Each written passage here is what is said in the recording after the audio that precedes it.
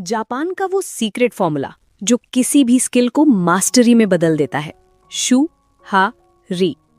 क्या आपने कभी सोचा है कुछ लोग किसी भी फील्ड में बहुत तेजी से आगे क्यों निकल जाते हैं? चाहे वो पढ़ाई हो, कोडिंग हो, जिम हो, पब्लिक स्पीकिंग हो या फिर कोई बिजनेस, जबकि ज्यादातर लोग सालों मेहनत करने के बाद भी उसी लेवल पर अटके रहते हैं।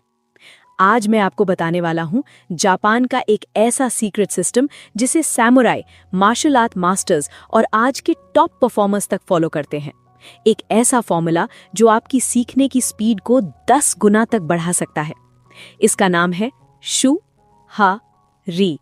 और भरोसा मानिए, अगर आप इसे समझ गए तो आपकी लाइफ में धीमी ग्रोथ नाम की चीज खत्म हो जाएगी। बहुत समय पहले जापान के एक छोटे से गांव में एक लड़का रहता था। नाम था टारो। टारो का सपना था एक ऐसा सामुराई बनना जिसका नाम पीढ़ियों तक याद रखा जाए। एक दिन उसने हिम्मत जुटाई और देश के सबसे बड़े तलवारबाज मास्टर के पास पहुंचा। झुककर बोला, मास्टर, मुझे अपना शिष्य बना लीजिए। मास्टर ने उसे ऊपर से नीचे तक देखा और शांति से पूछा, अगर मैं कहूं कि 3 साल तक तुम तलवार नहीं उठाओगे, कोई सवाल नहीं पूछोगे, सिर्फ मेरी बात मानोगे, तो क्या तैयार हो? टारो थोड़ा रुका, फिर बोला, हाँ मास्टर। यहीं से शुरू हुआ शू हा री का पहला चरण। शू स्टेज, डिसिप्लिन फेज। पहले 3 साल टारो का काम था झाड़ू लगाना, फर्श साफ करना, मास्टर के लिए चाय बनाना और रोज एक ही तलवार कट 1000 बार। ना कोई फैंसी मूव, ना कोई फाइट, ना कोई तारीफ, सिर्फ एक ही मूव, बार बार, हर दिन। कई रातों को टारो सोचता, मैं क्या कर रहा हूं? मैं तो योद्धा बनना चाहता था। लेकिन उसने एक बात नहीं तोड़ी, अनुशासन।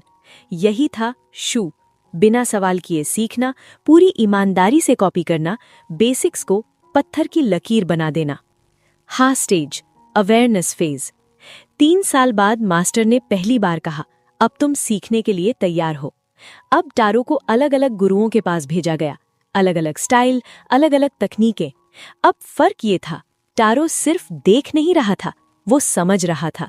ये वार यहां काम करता है क्योंकि यहां बैलेंस बदलता है। ये गलती लोग इसलिए करते हैं। अब वो नियमों का गुलाम नहीं था, वो नियमों का शास्त्र बन चुका था। यही था हा, सवाल पूछना, एक्सपेरिमेंट करना, समझना कि क्यों कुछ काम करता है। री स्टेज, मास्टरी फेज। सालों बाद जब लोग टारो को लड़ते देखते तो पूछते, आप किस स्कूल से हैं? टारो मुस्कुराकर जवाब देता, मैं किसी स्कूल से नहीं हूं, अब मैं अपना रास्ता हूं। उसकी तलवार उसकी शरीर का हिस्सा बन चुकी थी। कोई सोच नहीं, कोई डर नहीं, सिर्फ इंस्टिंक्ट, सिर्फ फ्लो। यही था री, नियमों से आगे निकल जाना, अपना यूनिक स्टाइल बनाना, मास्टरी की अंतिम अवस्था। अब ध्यान से समझो, शू, फॉलो। पहले कॉपी करो, जैसा टीचर बोले वैसा ही, कोई शॉर्टकट नहीं, कोई मेरा तरीका नहीं। हाँ, अंडरस्टैंड, अब सवाल पूछो, लॉजिक समझो, गलतियां करो। री, ट्रांसेंड, अब तुम नियमों से ऊपर हो, तुम खुद एक उदाहरण बन जाते हो। आज ज्यादातर लोग फेल क्यों होते हैं? क्योंकि वो शू स्टेज से भागते हैं। 10 कोर्स शुरू, एक भी पूरा नहीं। बेसिक्स छोड़े, एडवांस ढूंढते रहे। हैक के चक्कर में मास्टरी खो दी। चाहे इंग्लिश सीखनी हो, यूट्यूब चैनल बनाना हो, एसएससी या कम्पिटिटिव एग्जाम या कोई भी स्किल, पहले फॉलो करो, फिर समझो, फिर खुद बनो।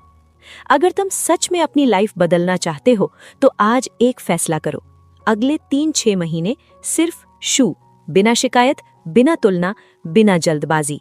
याद रखो, मास्टरी शोर नहीं करती, वो चुपचाप बनती है।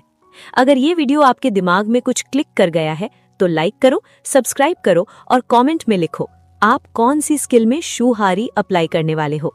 मिलते हैं अगले वीडियो में, तब तक के लिए सीखते रहो, बढ़ते रहो। नमस्ते।